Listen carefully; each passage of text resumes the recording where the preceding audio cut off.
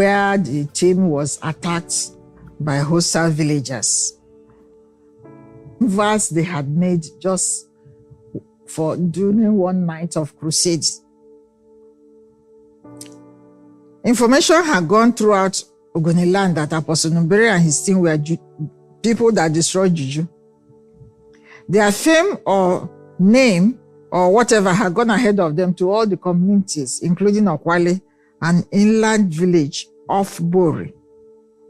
In those days, Okwale was almost inaccessible. What served as a road from Bori to Okwale was a muddy dirt track, and it usually took some hours to get there. As a result, vehicles were few and far in between. It was not an unusual sight to see a vehicle stuck in the mud, and people heaving and sweating as they tried to lift and push the vehicle out of the mud. The journey to Okwale was really long and arduous. Unknown to Numbere, the people of Okwale had gotten themselves ready to attack them on the very day they arrived.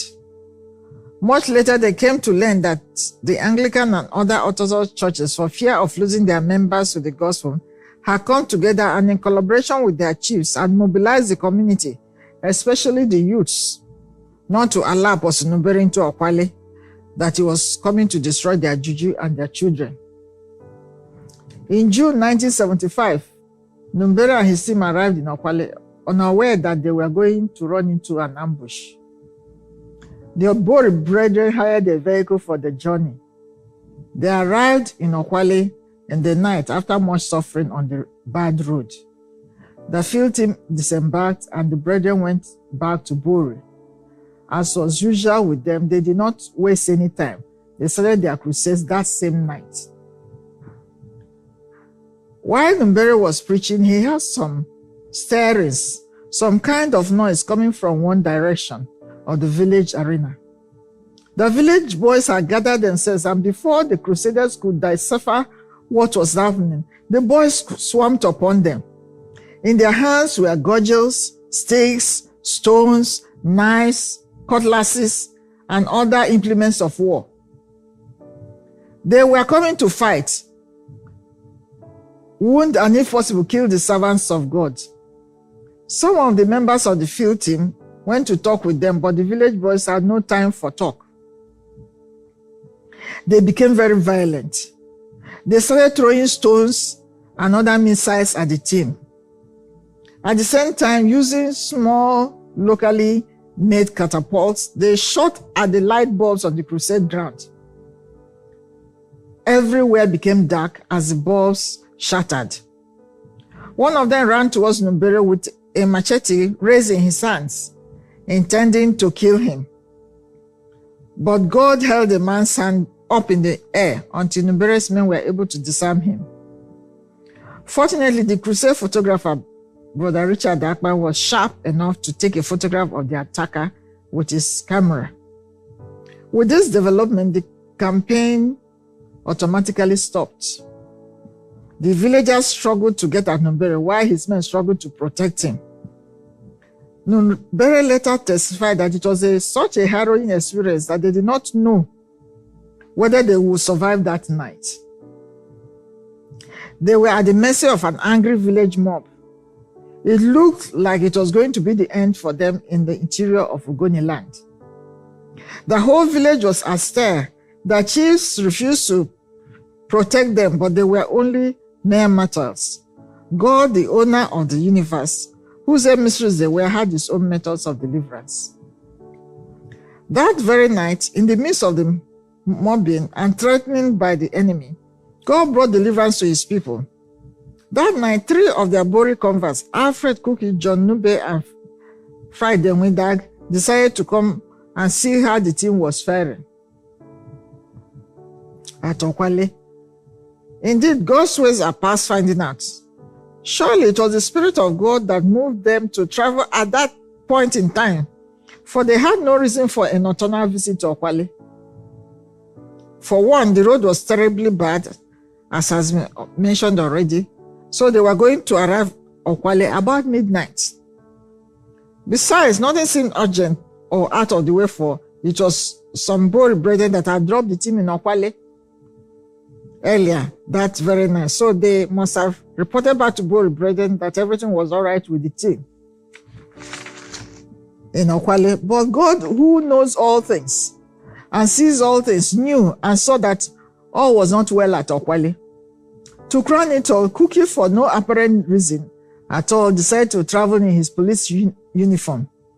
And so in Okwale, in the thick of the village mobbing and confusion, suddenly they saw shining lights from the headlamps of an approaching vehicle, dispelling the darkness. The car drove straight into the arena and stopped. And out jumped 3 men, one of them in a uniformed police officer. As soon as the people saw a policeman in their midst, they became confused. Suddenly the tumult subsided and everywhere became quiet, and the mob began to disperse. Later, Numbere asked the 3 men why they came to Okwale that day, and at night for that matter. There was no communication system whatsoever, so definitely nobody could have informed them, those 3 musketeers, of the situation in Okwale. They told him that they just had an urge to come to Okwale that very night to see how they were faring. It was an act born out of great love, zeal, and concern for soldiers of the cross at the war front. It was only people with that kind of spirit that God could have used for that kind of mission. And they were more willing and not knowing that it was the Spirit of God leading them as they moved. That was how God saved the crusading team. Were it not for the coming of the 3 men, especially the policeman Alfred Cookie in his uniform, Numbere and his team would have been lynched by the Okwale mob. The pioneering evangelism of Numbere in Rivers State would have ended that night. Cookie now went to the chiefs to find out why all this hullabaloo. The chiefs told him that they did not want the crusaders in the village. All they wanted was that they should leave Okwale by the first light of day. Cookie and his companions had to go back to Bori to inform the brethren of their situation. Very early in the morning, they were there with a van and they took them back to Bori. Despite this turbulence, a few people in Okwale had received the gospel. These converts came to visit them in the camp before they left. Numbere prayed for them and encouraged them to continue in their newfound faith. About 4 months after the Crusaders were driven out of Okwale, an incident occurred which was to change the testimony of Okwale. One morning in the mid-month of October, Mr. Frank Azia, the brother of the paramount ruler of Okwale, died.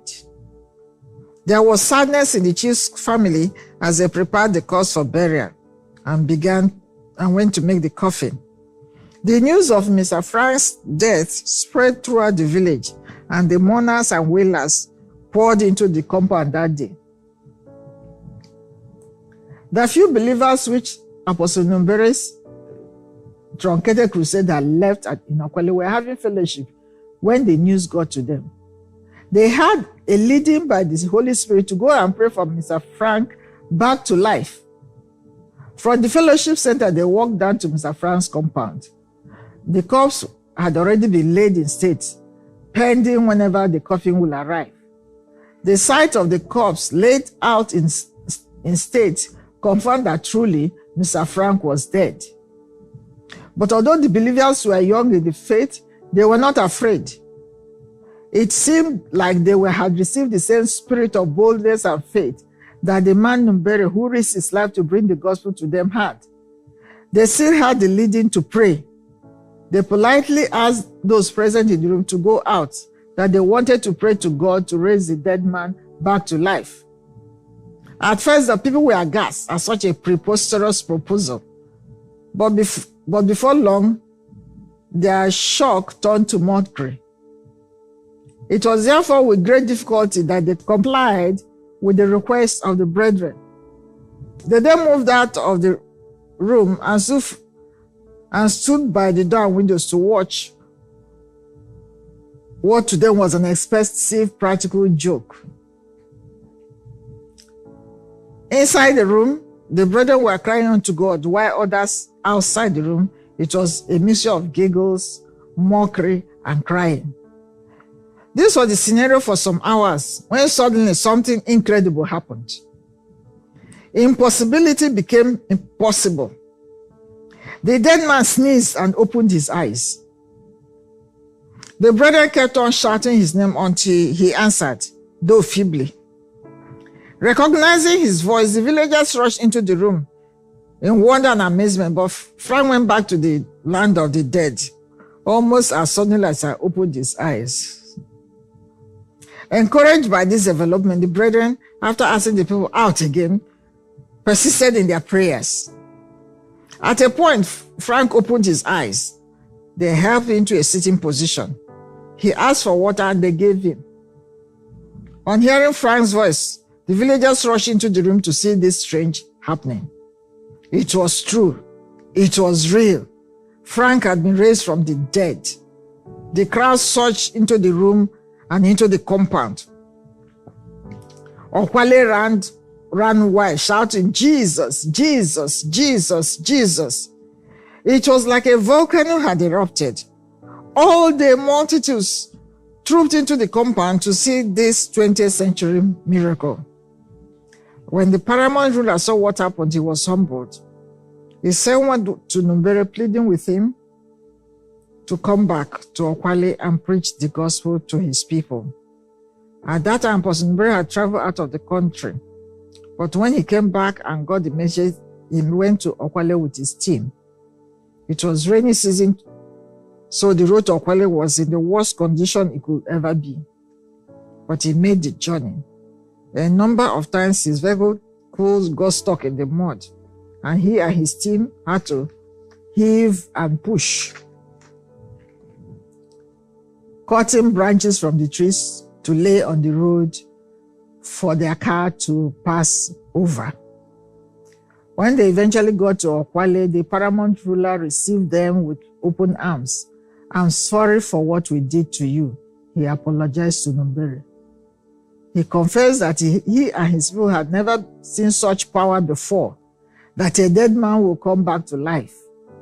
He testified to Numbere and his team how his brother Frank Azia had died and had been prepared for burial, when some young converts had prayed until his brother came back to life. Then he took them to the village common hall and gave it to him for them to use for fellowship.